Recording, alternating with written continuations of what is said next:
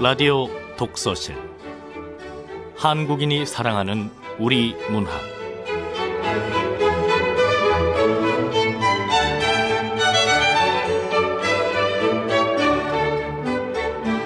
안녕하세요. 아나운서 변희영입니다. 라디오 독서실, 오늘 함께 하실 작품은 강진 작가의 멸종의 기록입니다. 강진 작가는 전남 순천에서 태어나서 건국대학교 국어국문학과를 졸업했습니다. 문단에 나온 건 2007년에 현대문학 신인상의 건조주의보가 당선되면서 시작됐고요. 공동작품집으로는 피크, 캣캣캣이 있습니다. 소설집으로는 너는 나의 꽃도 있습니다. 자, 그럼 작품 소개한 후에 강진 작가 직접 모시고 작품에 대한 얘기도 나눠보도록 하겠습니다.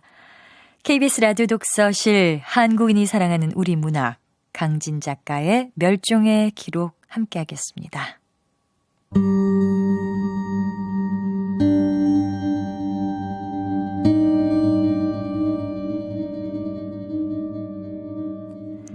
멸종의 기록, 강진.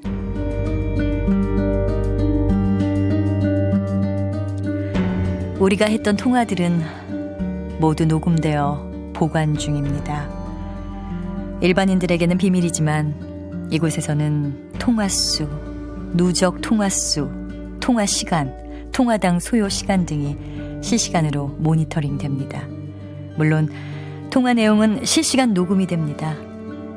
텔레마케터인 우리들은 이것을 전자감시라고 부르는데 다행히도 이 감시 때문에 당신과의 이야기를 복원할 수 있었습니다. 물론 이 복원에는 아무런 목적이 없습니다. 혹시 100년쯤 뒤에 누군가가 컴퓨터에 저장된 이 파일을 찾는다면, 만약에 그런 우연이 일어난다면, 그래서 누군가에 의해 다시 소리가 된다면 재밌는 이야기로 읽히지 않을까요?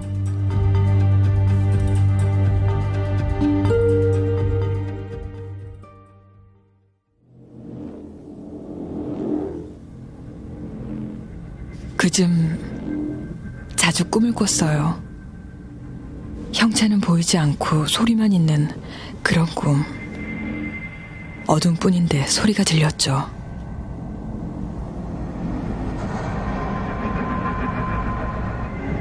밀폐된 공간에 갇혀있는 듯 했어요.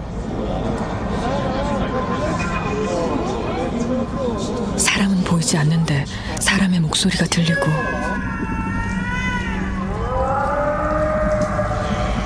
짐승이 보이지 않는데 짐승의 소리가 났어요. 고양이 울음소리인가 하면 오소리 발자국 소리로 변했어요. 간혹 미끄러운 소리도 들렸어요. 네, 미끄러운. 소리에도 촉감이 있답니다. 심해 동굴로 숨어드는 뱀장어의 지느러미와 모래사막을 파고드는 전갈의 소리가 같은 촉감일 수는 없잖아요. 화단에 달팽이 한 마리를 놓아준 적이 있는데 그놈이 소유하고 있던 소리였는지도 모릅니다. 웬 달팽이냐고요? 산나물이 참 싱싱하네. 이게 뭐야? 마트에서 사온 산나물에 놈이 붙어 있었어요. 아직 살아있다면 저런 소리를 내며 돌아다닐 것 같았어요. 한 번은 고막이 찢길 듯 지나치게 높고 큰 소리가 들렸어요. 아주 절박한, 포식자에게 쫓기고 있던 짐승이었겠죠. 그렇지 않고서야 그리 절박한 소리를 낼 리가 없으니까요. 꿈에서 깨어나 소리만 있던 꿈 안을 상상하곤 했어요.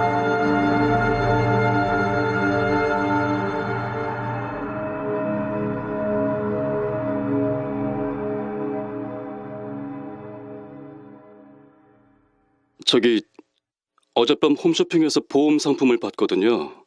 그것 때문에 상담 좀 하려고. 그 화요일 당신과 처음 만났죠. 만났지만 얼굴을 마주본 것은 아니었어요. 그러니까 만났다고 말하는 것은 부적절할지도 모릅니다. 그래도 만났다고 말합니다. 우린 5분 정도 통화를 했습니다. 김형수 씨 되십니까? 네, 그런데요. 네, 반갑습니다. 어젯밤 홈쇼핑에서 판매한 보험 상담 요청 메모 남기신 거 맞으시죠? 예. 남기기는 했어요. 스크립트에 적힌 대로 내가 말을 꺼냈죠. 스크립트는 텔레마케터에게 연극 대본 같은 것입니다. 수많은 상황에 대비해서 스크립트를 만들어 칸막이 책상 앞에 붙여놓습니다.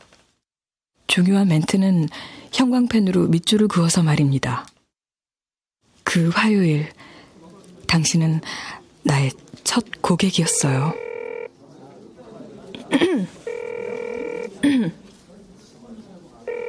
신호음이 들릴 때 나는 목소리를 가다듬었어요. 사람을 만날 때 옷매무새를 만지는 것처럼 이것도 만남이니까요. 이 일은 무엇보다 고객에게 신뢰감을 줘야 합니다. 그 신뢰감은 목소리에 달려 있습니다. 아, 도레미파솔, 솔, 솔. 말의 높낮이는 기본은 솔 음계에서 크게 벗어나면 안 돼. 솔보다 높으면 가볍고. 신입사원 교육 4주 동안 반복되는 것이 바로 이 목소리 훈련입니다. 자, 다들 따라하세요. 네. 도레미파솔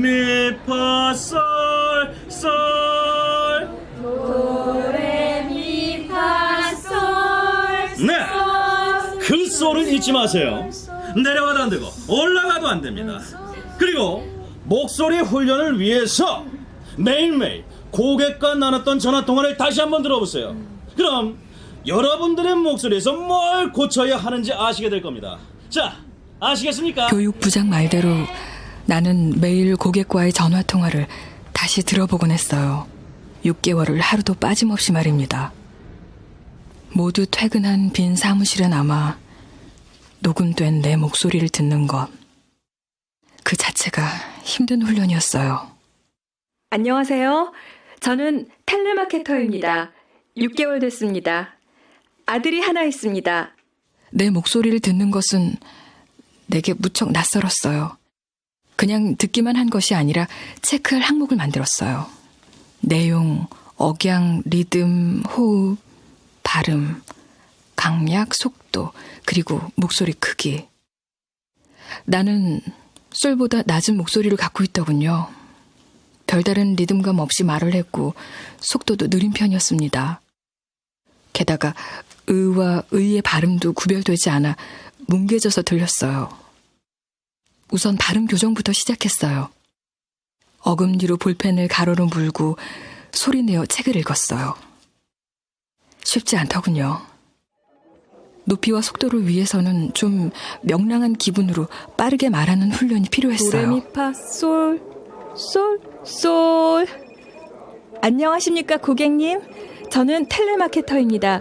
무엇을 도와드릴까요, 고객님? 말소리를 솔 음계까지 높이려면 약간 격앙된 소리를 내야 했는데 그것 또한 어려웠어요. 누구나 타고난 목소리가 있고 수십 년 동안 말해온 습관이 있는데 그것을 바꾸는 일이 어디 쉬운 일인가요? 즐거운 일을 떠올리면 좋을 것 같았지만 막상 생각나는 장면이 없었어요. 다시 펴도 구김뿐인 폐휴지가 딱 나의 과거 같았어요. 겨우 생각해낸 것이 친구들과 수다 떠는 기분이었답니다. 네, 고객님. 고객님께 꼭 필요한 보험 하나 소개해 드리려고요. 저기 고객님, 잠깐만요. 고객님. 도레미파솔 솔솔솔. 도레미파솔 솔솔솔솔. 상담 중에는 머릿속으로 솔을 잘 기억하고 있어야 해요. 내가 그 훈련을 하는 6개월 동안 함께 입사한 90명 중 절반이 일을 그만뒀어요. 다시 신입사원 50명이 들어왔답니다. 하루 7시간 동안 모르는 사람들과 말을 해야 하는 일입니다. 사람들의 목소리에 묻은 감정을 읽고 이해하지 않으면 힘든 일이죠. 훈련 때문이었을까요? 고객들의 반응이 조금씩 바뀌었어요. 이를테면 이런 것입니다. 관심 없어요. 어떻게 내 번호를 알았죠? 저 요청한 적 없는데요? 이런 말을 듣는 횟수가 줄어들기 시작했어요. 사원들의 실적을 막대 그래프로 그려 벽에 붙여놓는데 내 이름 위에 막대 그래프가 점점 길어졌어요. 월급도 오르고 입사 2년 만에 센터장 표창도 받았습니다. 그 화요일 말입니다. 첫 통화였는데 당신은 의외로 좋은 반응을 보였죠. 아, 네. 제가 지금 좀 바빠서요. 다음에 다시 상담을 하고 싶은데요. 첫 통화에서 그 정도면 계약을 따는 거나 다름없었죠. 텔레마케팅은 과학적인 통계를 가지고 있습니다. 좀 의외죠? 예를 들면 이런 것입니다. 텔레마케터 공식 1. 20개 콜에서 하나 정도의 계약이 이루어진다. 텔레마케터 공식 2. 청약은 평균적으로 5번째 콜에서 많이 이루어진다. 텔레마케터 공식 3. 첫 통화에서 호의적 반응은 청약이 이루어질 확률이 90% 이상이다. 네, 그 화요일 그렇게 우리는 만났습니다.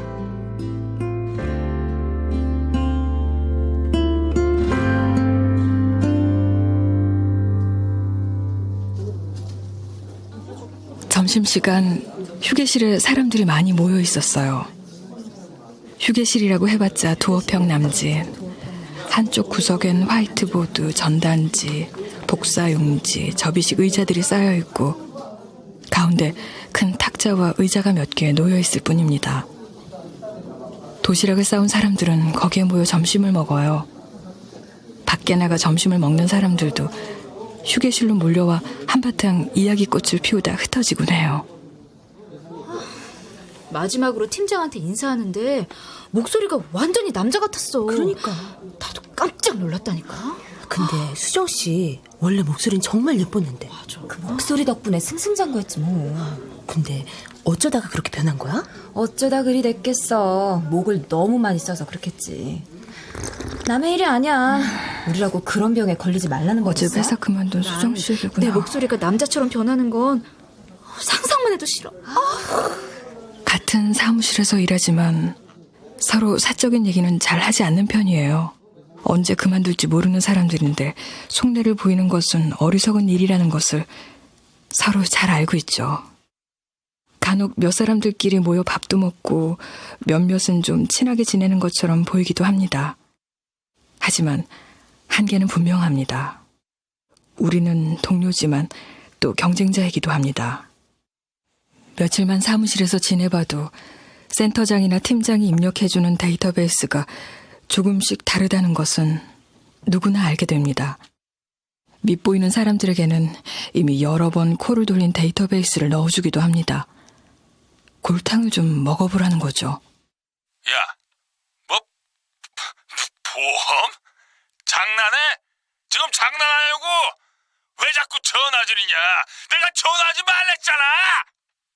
몇 번이고 같은 전화를 받았던 고객들이 신경질에 가까운 반응을 보이는 것은 당연한 일이니까요.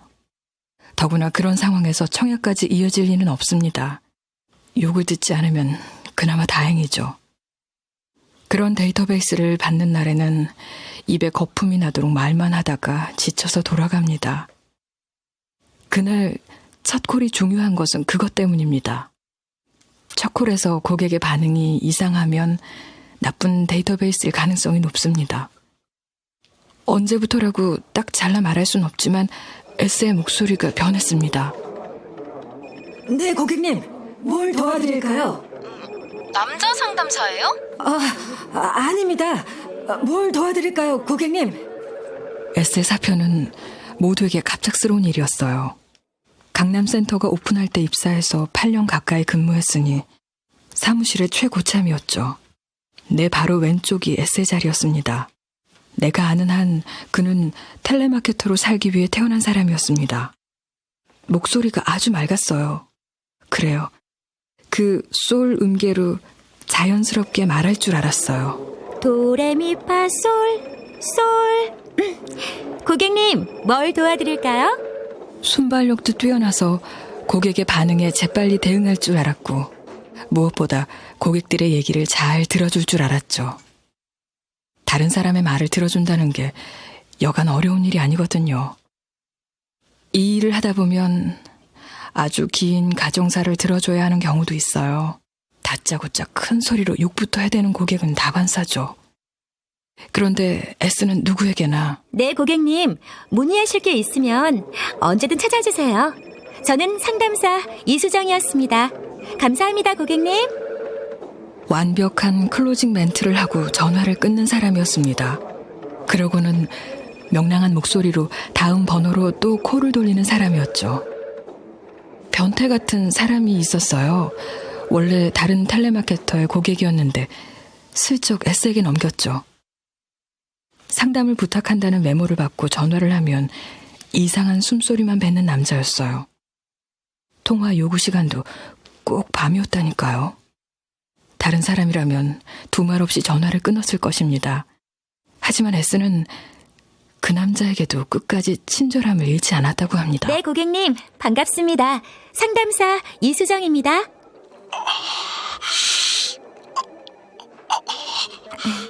저기 고객님, 제가 뭘 도와드릴까요? 고객님, 문의하실 것 없으시면 죄송합니다만 먼저 끊겠습니다. 감사합니다, 고객님. 어떻게 됐냐고요? 결국 남자가 S에게 청약을 했답니다. 그런 S가 어제 갑자기 사표를 낸 것입니다. 아니, 이수정 씨. 아니, 막말로 여자가 어디 가서 이런 월급을 받겠어. 안 그래? 좀 다시 생각해봐요. 죄송합니다, 팀장님.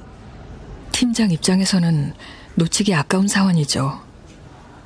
하지만 S는 조용히 짐을 챙겨 떠났습니다. 그동안 감사합니다. 웃으면서 마치 고객에게 클로징 멘트를 하듯 그렇게 떠났습니다.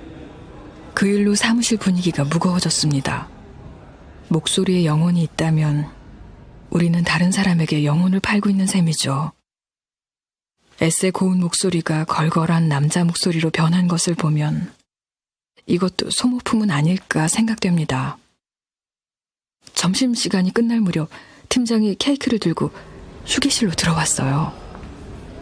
짠! 여성분들이 특히 좋아하는 케이크 준비했습니다. 자, 이리들 모이세요. 누가 케이크에 불 좀 붙여줘요.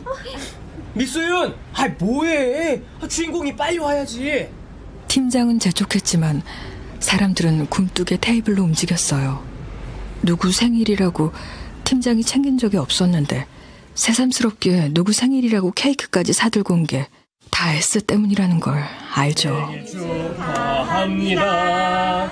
생일 축하합니다. 사랑하는 미수윤. 생일 축하 노래가 울렸습니다. 오후 일을 시작하려는데 모니터에 메모지 하나가 붙어 있었습니다. 웬 메모지? 전화를 부탁한다고? 김형수? 자, 10분부터 콜 들어가겠습니다.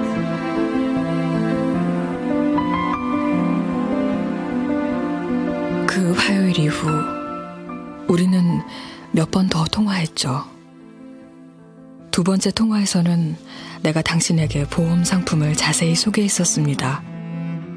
그로부터 며칠 뒤엔 정식 청약이 있었고 일주일쯤 뒤 보험증권을 받았는지 확인하러 다시 통화했습니다. 발송한 보험증권이 사라져서 보험증권을 재발송했다는 말을 전하려고, 그리고 며칠 뒤엔 보험증권을 받았는지 확인하기 위해. 그 사이 우린 많은 얘기를 나눴습니다.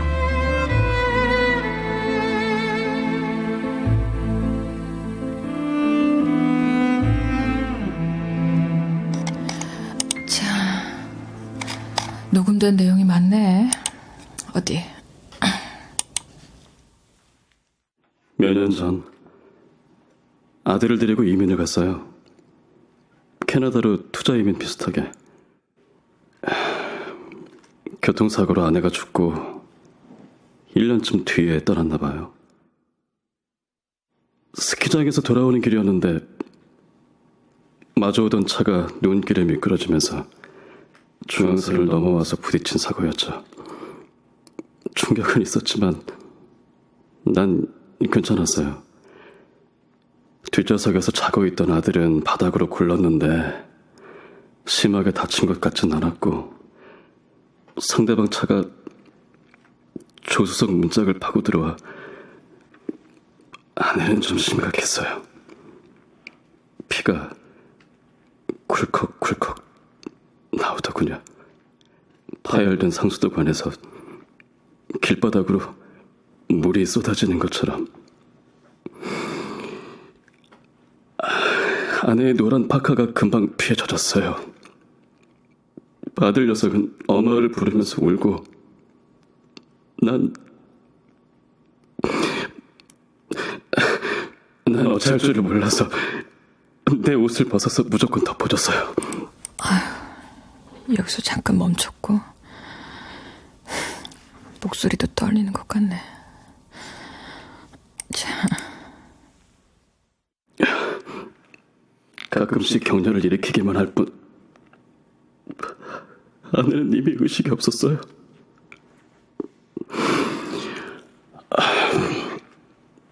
난 떨고 있었죠. 아무리 떨지 않으려고 해도 저절로 떨렸어요. 그 순간 왜 노래를 부르게 됐는지 모르겠어요. 저절로 노래가 나왔다는 말이 더 맞겠네요. 1990년 정아는 21 1990년 꽃 피는 21 봄이 오면 꽃이 피고 여름이 오면 비가 끓겠지. 1966년 엄마를 사랑했는데 1966년 아빠는 꿈을 꾸었지. 1990년 꽃 피는 21. 처음엔 목소리가 떨렸는데 시간이 지날수록 차분해졌어요. 그때까지 계속되던 아내의 고통스러운 신음소리도 멈췄어요. 아이도 울음을 그쳤고요. 기차를 타도 정화 생각, 산을 볼 때도 정화 생각. 1990년 병원으로 이송되었을 때 아내는 이미 숨이 끊어져 있었어요. 그 뒤로 이따금씩 나도 모르게 그 노래를 흥얼거리게 됐고 그 노래를 흥얼거리다가 캐나다로 갔어요.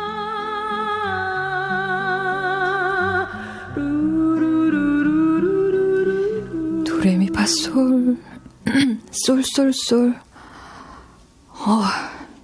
고객의 말은 잘 들어주지만 내 얘기를 하는 건 익숙하지가 않은데. 자,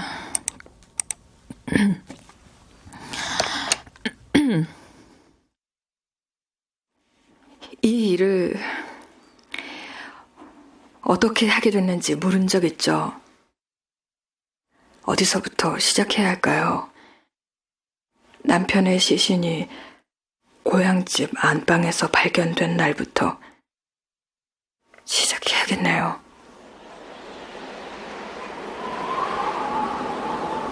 그 전날 저녁부터 내린 눈이 다음날 아침에도 그치지 않았어요. 4월인데 눈이라니. 젊은데 안 됐네. 봄에 내린 눈치고는 참 많이 왔구먼. 근데 아주머니, 이 사람 이런 폐가나 다름없는 곳에 왜 왔을까요? 경찰입니다. 유족 되십니까? 네.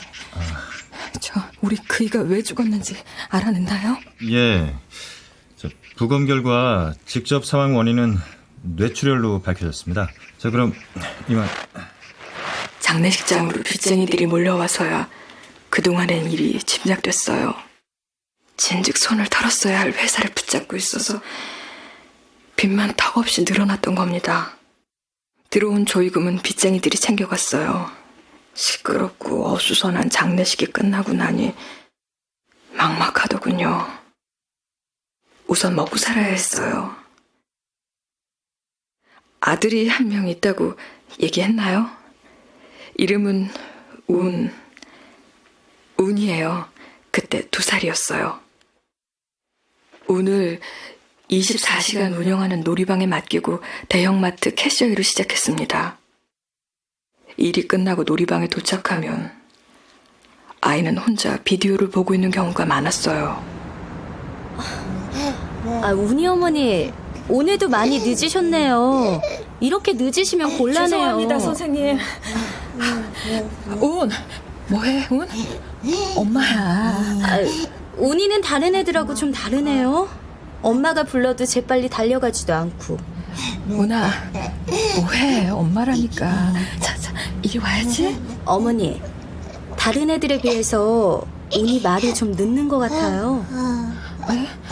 또래 아이들은 짧은 문장으로 말을 하는데 운이는 라고만 말하잖아요. 그럼 살펴가세요. 그러고 보니 엄마라고 부르는 소리도 들어보지 못했더군요. 걱정은 됐지만 좀 기다려보기로 했습니다. 말이 좀 늦은 아이들도 있으니까요. 이상한 일은 그때부터 시작됐습니다. 아이를 목욕시키려고 옷을 벗겨보면 멍자국이 보이는 것입니다. 워낙 연하고 부드러운 살이니까 어디 부딪히기만 해도 멍이 들곤 하니 그냥 넘겼는데 갈수록 몸 이곳저곳에 푸른 멍이 많이 보였어요. 꽃이 피거나 맞는 게 아니라면 생기지 않을 그런 자국들이었죠. 물론 보육교사에게 물어보고 원장에게도 따졌지만 그럴 리가 있느냐는 표정을 짓더군요. 답답해서 아이에게도 물었지만 우는 내 눈만 쳐다볼 뿐 아무 말을 하지 못했습니다.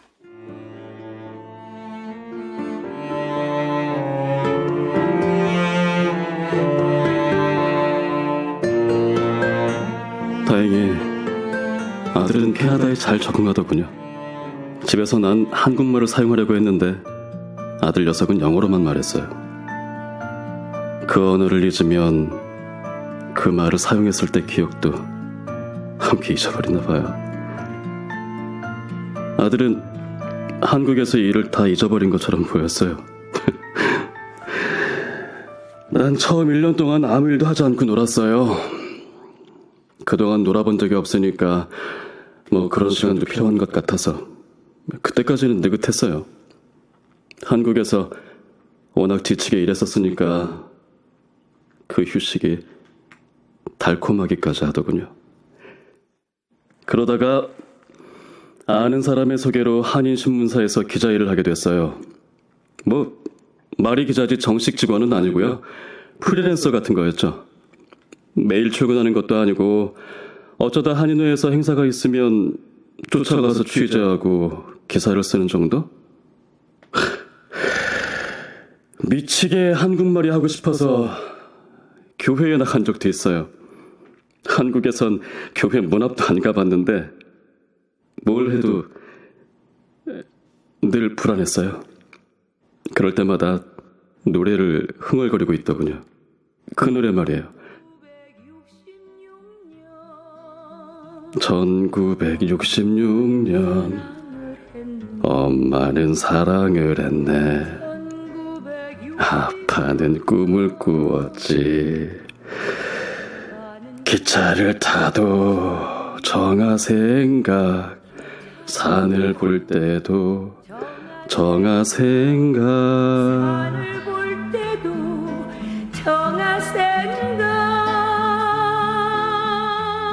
버텼다는 말이 맞는지도 모르겠네요. 그래요. 뭐 아들이 잘 크고 있었으니까요. 그 노래를 흥얼거리다가 한국으로 돌아왔죠. 지금은 조그만 사업체를 친구랑 운영하고 있어요. 나 같은 사람을 역이민자라고 부르나요?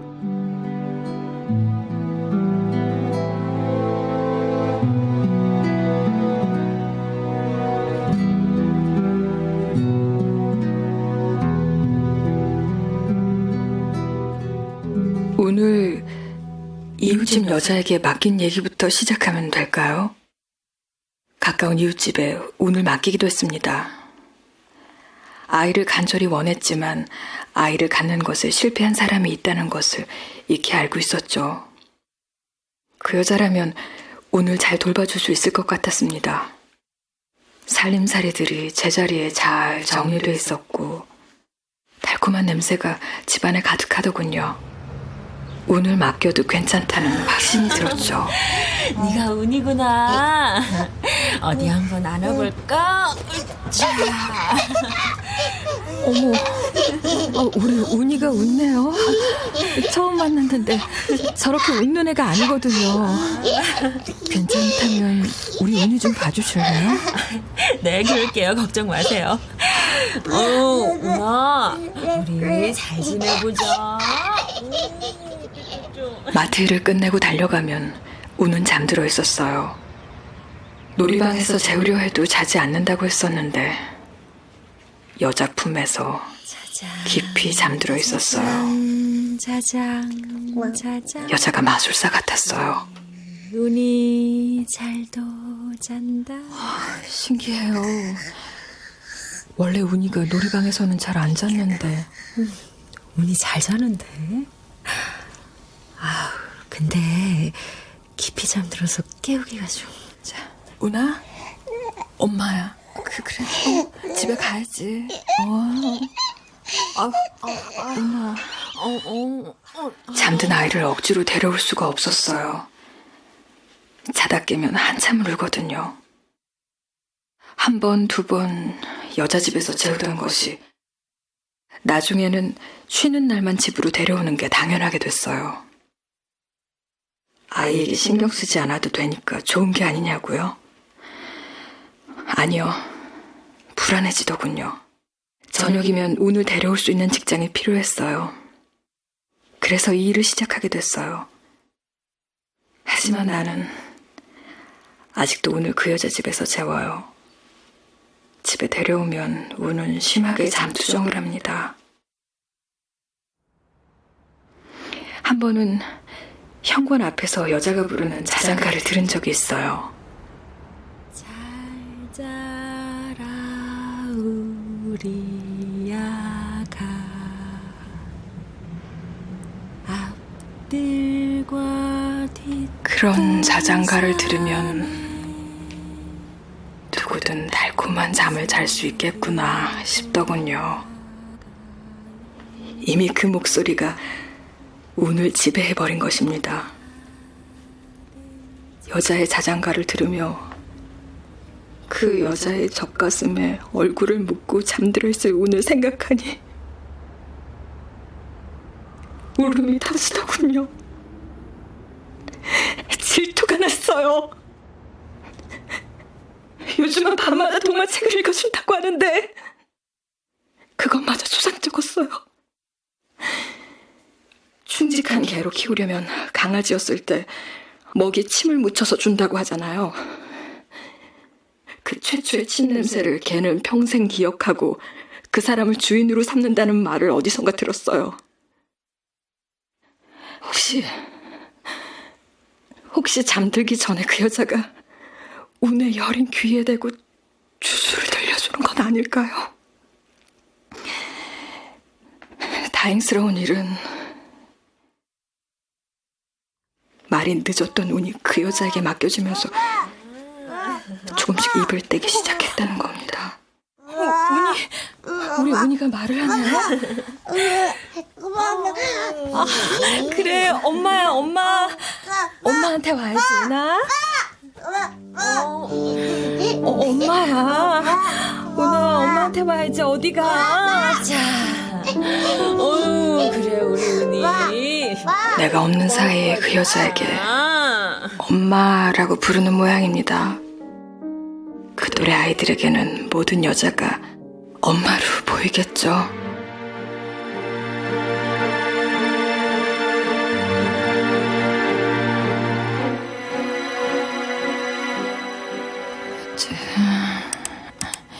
이건 지난번에 나와 통화했던 내용. 소리를 들을 수가 없어서 멸종된 동물이 있어요. 페름기 말에 메모드와 함께 지구상에서 영원히 사라져버린 파충류가 있었어요. 뭐예요? 소리를 들을 수 없어 멸종된 동물이라니. 그 파충류가 뭔데요? 아니 사실 책을 본 지 너무 오래돼서 그 이름을 잊어버렸어요. 흔히 소행성 충돌로 그 당시 생물의 대부분이 죽었다고 하지만 그건 멸종의 직접적인 원인은 아니에요. 소행성이 지구와 충돌하면서 인간이 상상할 수 없는 굉음이 생겼을 거예요. 그야말로 인간이 상상할 수 없는 그 굉음에 지구상의 생명체들은 청각기관에 엄청난 손상을 입었을 것이 쉽게 상상할 수 있는 일이거든요. 아마 인간이 살고 있었다면 들을 수 없는 영역의 주파수를 가진 소리였을지도 몰라요. 그게 멸종의 직접적인 원인이 되었어요. 그 파충류 이름이요. 스테레페투스, 아니. 스테레페우스인 것 같아요. 스테레페우스요? 네, 스테레페우스요. 1873년 미국 켄터키의 빅 본닉이라는 곳에서 뼈들이 발견됐어요. 물론 나중에 그 비슷한 뼈들이 미국 전역에서 발견됐지만 그 당시로는 빅 본닉 화석이 유일했거든요. 흩어진 뼈들을 주워 모았는데 그걸 복원할 수 있는 사람은 아메리카 대륙에 없었어요. 그래서 그것들은 아무렇게나 모아져서 배에 실렸죠. 그리고 여러 운반 과정을 거쳐 그 뼈들은 몇 달 만에 파리에 내려졌어요. 파리에는 화석학의 대가 조르주 큐비에가 있었거든요. 조르주 큐비에는요, 사람들이 보는 앞에서 그 뼈들을 순식간에 그럴듯한 모습으로 복원했어요. 흩어진 한 무더기의 뼈가 그럴듯한 모습으로 복원됐을 때 사람들은 놀랐어요. 아니, 왜 놀라요? 굉장히 컸거든요. 기록에 의하면 먼저 그 육중한 몸집에 놀랐다고 해요. 지구 역사상 가장 몸집이 컸으니까 그럴 만도 했겠죠? 또 강한 이빨과 날카로운 발톱에 놀랐다고 해요.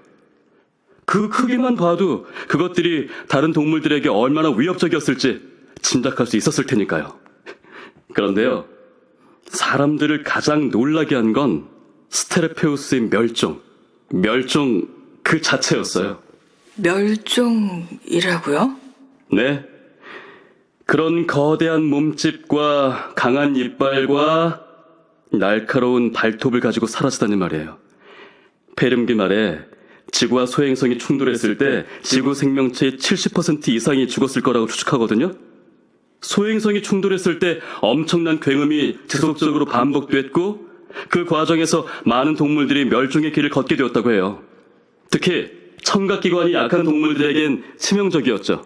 스테레페우스도 그중 하나였다고 보는 거예요. 너무 오래된 기억이라서 가물가물하긴 한데요. 예전에 모기 탓이나 봐요. 여보세요? 여보세요?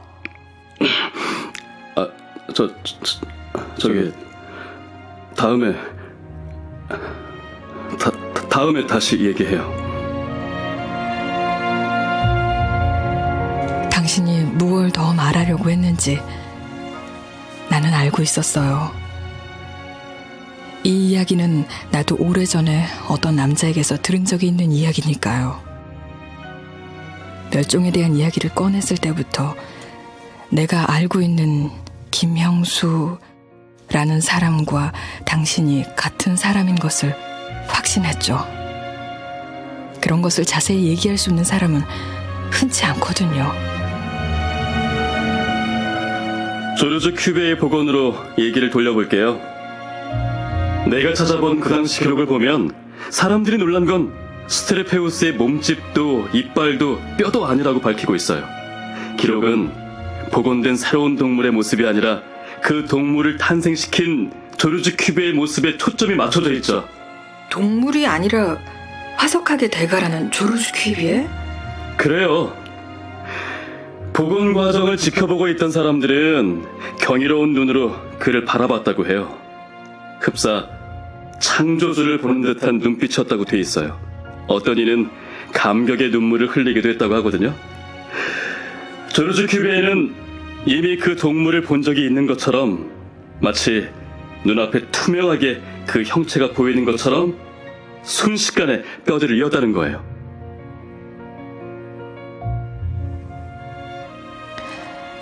조르주 큐비에는 화석을 복원시켰고 나는 김영수, 당신이 예전에 아주 오래전 했던 말을 기억합니다.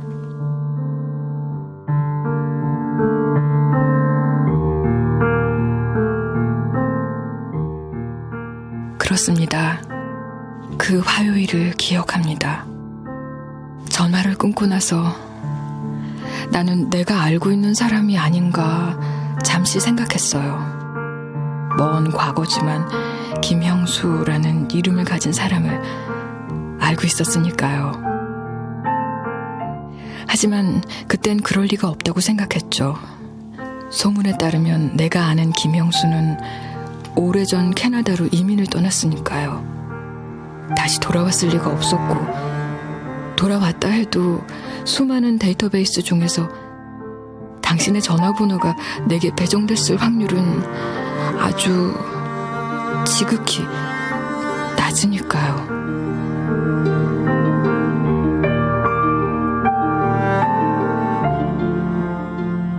어때요? 우리 애가 결혼하고 싶다는 앤데 들궁합이 어떤지. 어디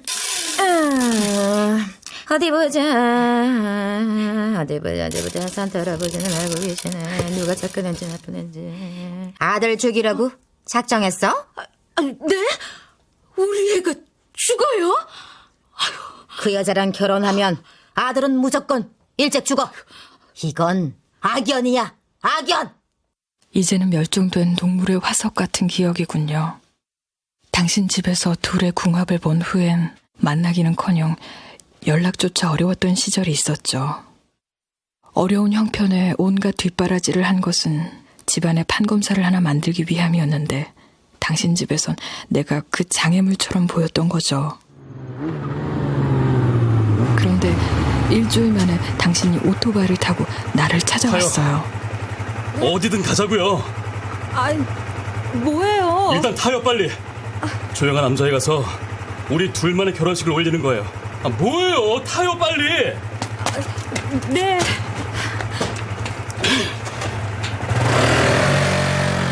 일단 우리는 드라마에서 본 것처럼 조용한 남자에 가서 둘만의 결혼식을 올릴 작정이었어요. 생각해보면 우리가 그렇게 절절한 사랑을 한 것도 아닌데 그런 사랑을 하게 내몰려버린 셈이었죠. 그런데 여관방에 들어서는 순간 드라마 같은 것은 드라마 안에서만 가능하다는 것을 깨달았어요. 여관비가 왜 이렇게 비싼 거야? 저기 나 배고픈데. 예, 그러네요. 나도 배고픈데 우리 이제 어쩌죠? 뭔가를 배우는 것은 오래 걸릴지 모르지만 깨달음이란 일순간에 다가온다는 걸 그날 알았어요. 만약 그때 우리가 돌아갈 길을 가늠하지 않고 달려갔다면 그 후 우리의 삶은 좀 달라졌을까요? 가져온 돈이 다 떨어질 무렵 우리는 집으로 돌아가고 있었어요.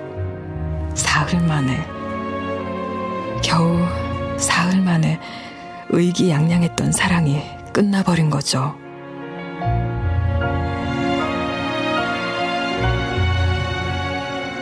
몇 번인가 사법고시에 낙방하고 은행에 입사했다고 들었어요.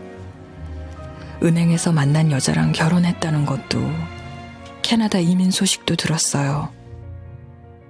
생각해보니 당신이 은행에 입사했다는 말을 듣고 딱 한 번 당신을 찾아간 적이 있군요.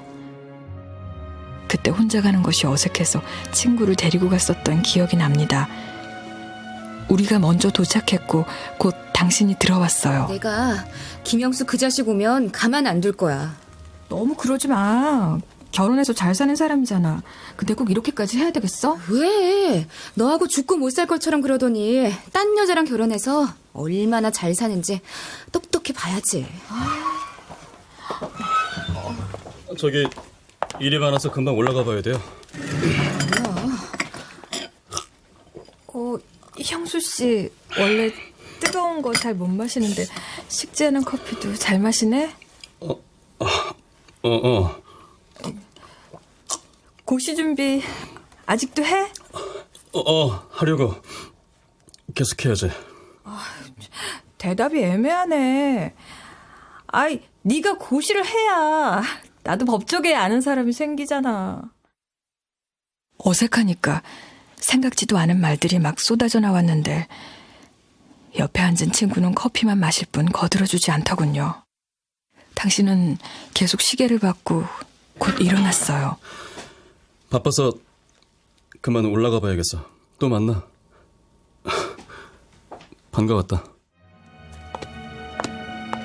그게 끝이었어요. 그리고 그 화요일에 지극히도 우연히 다시 만난 것입니다.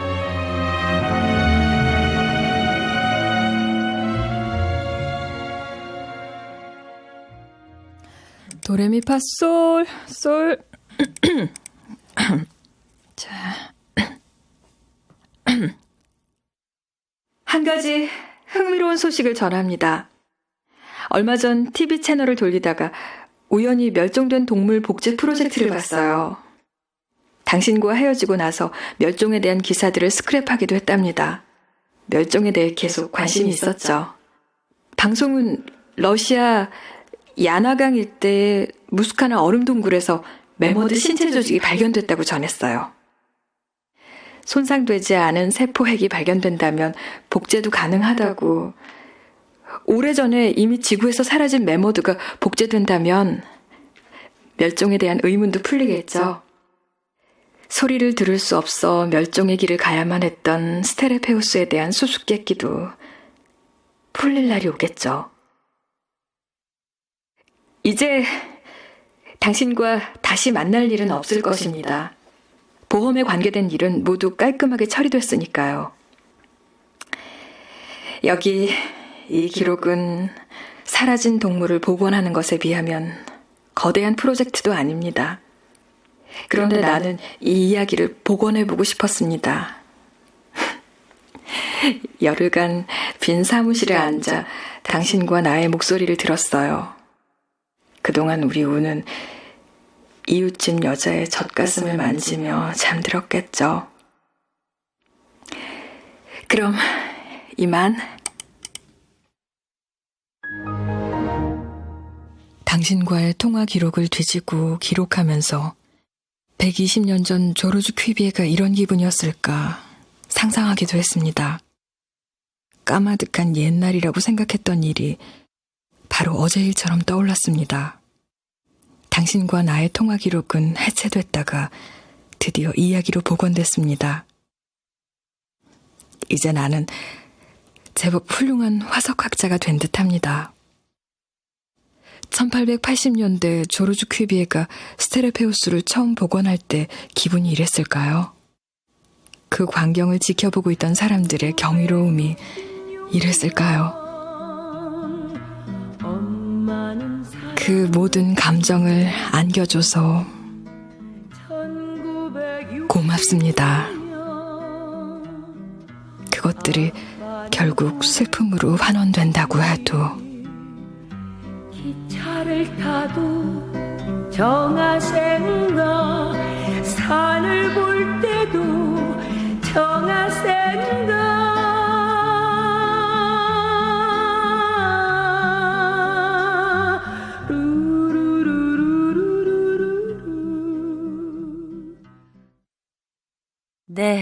멸종의 기록이었습니다. 강진 작가 이 자리에 모셨습니다. 안녕하세요. 네, 안녕하세요. 어서 오세요. 저는 이 작품 읽고 나니까 왜 이렇게 가슴이 시린지 모르겠습니다. 사랑이 별것 아니라는 걸 알면 세상이 시시해 보이나요? 이 두 사람 사랑 얘기도 그렇고, 그 자기 자식이 다른 여자 품에서 잠드는 것도 그렇고, 전 너무 가슴이 아팠는데 제가 너무 감정이입된 거죠. 어쨌든 여기서는 소리에 관한 얘기를 다루고 있고, 또 소설이 허구인 건 알지만 소리를 들을 수 없어서 멸종된 동물, 이름도 어려워요. 스테레페우스. 정말 있었던 동물인가요? 있었던 동물은 아니고요. 네.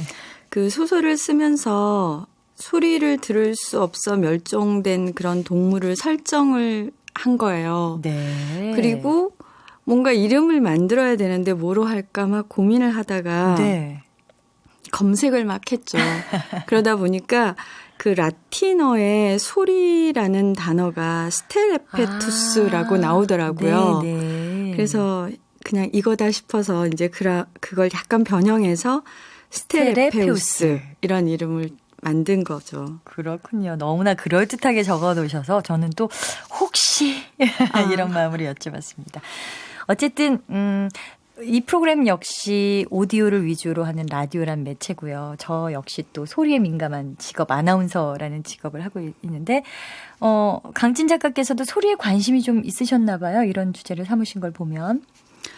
이 소설은 소리를 소재로 썼는데 네. 사실 굉장히 오래전부터 사람의 감각에 대해서 관심이 있었어요. 네. 그러니까 사람들이 언어로 의사소통을 하는 것처럼 보이지만 그보다 앞서서 감각을 통해서 굉장히 많은 정보들을 파악한다고 저는 생각하거든요. 그렇죠. 비언어적인 것도 많고. 뭐 몸짓도 있지만 그렇죠. 보고 듣고 냄새를 맡고 만지고 이런 것들. 그래서 예를 들면은 남자와 여자가 처음 만나서 서로 호감을 느끼는 것은 아주 짧은 시간에 결정된다고 하잖아요. 그렇죠. 근데 이 결정은 그 사람의 뭐 외모가 마음에 든다거나 아니면 그 사람에게서 나는 냄새가 뭐 좋다거나 아니면 소리가 또 여자분들은 남자분 소리에 맞아요. 민감하잖아요. 그러니까 목소리가 마음에 든다거나 뭐 이런 것들이잖아요. 그렇죠. 그래서 이 소설은 그 이제 인간의 감각에 관한 탐구 중에 하나라고 볼 수 있죠. 네. 그래서 이 작품에서 그렇게 썼잖아요. 소리에도 촉감이 있다. 네. 소리에도 빛깔이 있다. 네. 소리에도 감정이 있다. 저는 정말 공감되는 그런 얘기였거든요. 또 그 지금 주인공 나가 통화하는 당신이라는 인물이 그 옛날 결혼할 뻔했던 김영수 맞죠? 같은 사람인 거죠? 네, 뭐 같은 사람일 수도 있고요. 밝혀내고 싶어요. 네, 아닐 수도 있죠. 사실은 그런가요? 확인되지 않은 거니까. 네. 그러니까 이 소설이 텔레마케터인 나 그리고 나의 옛 애인인이라고 추정되는 그 김영수라는 남자 이렇게 이제 두 사람의 시점이 교차되면서 진행이 되는데 그 텔레마케터인 나는 상대방이 예전의 애인이었던 김영수라고 생각을 하는 거죠. 그 사람의 주어진 정보를 가지고. 네. 근데 김영수라는 사람은 이 텔레마케터인 나를 모르는 사람이라고 생각하고 자기 이야기를 다 하잖아요. 다 하죠. 자기 아픈 이야기 이런 거.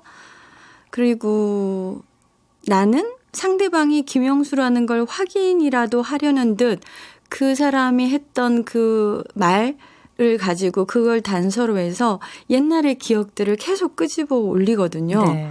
근데 정말 상대가 자기 기억 속에 김영수인지 아니면 낯선 사람인지 그거는 확인할 수 없고. 그러네요. 네네. 본인 입으로 말하기 좀 쑥스러우실 수도 있겠지만 작가가 추천하는 내 작품 중에 이거 정말 추천하고 싶다. 좀 소개 좀 해주세요. 2011년에 자음과 모음에서 소설집 너는 나의 꽃이라는 그 책이 나왔는데 거기 맨 앞에 실린 처음 작품이 흰 바퀴벌레 이야기라는 제목의 소설이 있어요. 네. 흰 바퀴벌레도 사실 진짜 이 세상에 존재하는지 잘 모르겠어요. 그거는 항상 검은 바퀴벌레밖에 정말? 네네 안 봤으니까. 근데 그 소설에 그 한쪽 팔이 없는 여자하고 네팔에서 온 외국인 노동자가 사랑하는 이야기가 나오거든요. 네. 그 소설에는 이제 인간의 또 다른 감각, 후각에 대한 탐구가 있어요. 네. 그래서 남자가 그 여자를 냄새로 기억하거든요. 그러니까 그 남자가 했던 일, 가죽을 다듬는 일을 했는데 그 가죽 특유의 냄새가 네네, 있군요. 가죽 특유의 냄새로 그 남자를 기억하는 이런 이야기가 있는데 그 소설이 좀 추천해 주실 만한. 네네. 알겠습니다. 흰 바퀴벌레 이야기. 네네. 얘기만 들어봐도 재밌을 것 같고요. 저도 찾아서 꼭 읽어보도록 하겠습니다. 오늘 멸종의 기록 얘기 나눠주셔서 감사하고요. 또 만나뵈서 반가웠습니다. 고맙습니다. 네, 감사합니다. 지금까지 멸종의 기록의 강진 작가와 함께했습니다. 신영복님의 나무야 나무야에 보면 이런 구절이 나오죠. 당신은 기억할 겁니다. 세상 사람은 현명한 사람과 어리석은 사람으로 분류할 수 있다고 당신이 먼저 말했습니다. 현명한 사람은 자기를 세상에 잘 맞추는 사람인 반면에 어리석은 사람은 그야말로 어리석게도 세상을 자기에게 맞추려고 하는 사람이라고 했습니다. 그러나 역설적이게도 세상은 이런 어리석은 사람들의 우직함으로 인해서 조금씩 나은 것으로 변화해 간다고 생각합니다. 우직한 어리석음, 그것이 곧 지혜와 현명함의 바탕이고 내용입니다. 네, 우직한 어리석음 꼭 기억하고 싶은 단어입니다. 내년에는 올해보다 좀 더 나을 거라고 믿는 이유가 이런 우직한 어리석음을 가진 분들이 많기 때문이 아닐까 하는 생각해 봅니다. 바로 여러분이 있어서 세상은 조금씩 더 나아질 겁니다. KBS 라디오 독서실, 오늘은 강진 작가의 멸종의 기록 만나봤습니다. 지금까지 음악의 엄은영, 효과의 안익수, 강우석, 노동걸, 기술의 김남희, 극본 서연이, 제작 강요한, 저는 아나운서 변희영이었습니다. 다음 이 시간에는요, 2014 황순원 문학상 수상작이죠. 은희경 작가의 금성녀 보내드리도록 하겠습니다.